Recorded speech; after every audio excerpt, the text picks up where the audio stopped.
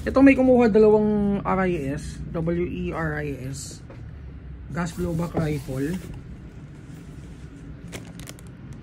Short ano lang tayo, video lang tayo for the unit. So full metal yung unit, version 3. So yung version 3 natin ng WE is reinforced na.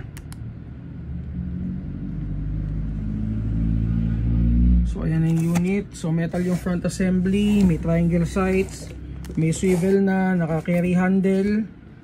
Receiver is metal, wala lang markings. And then polymer yung grip. Dalawang unit yan.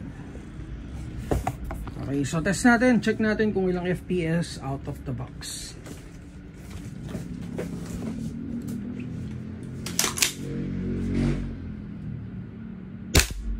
.465, mataas.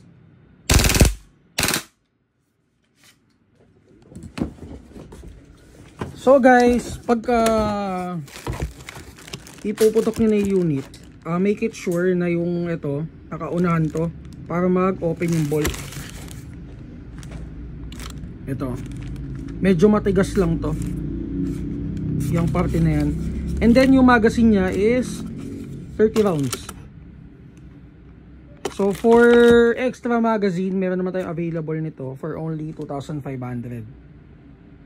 Sige, test pa namin yung isa. 450 auto. Okay, so thank you kay Bossing. Again, WE GBBR na RIS version 3. Check nyo na lang to sa Google Drive natin.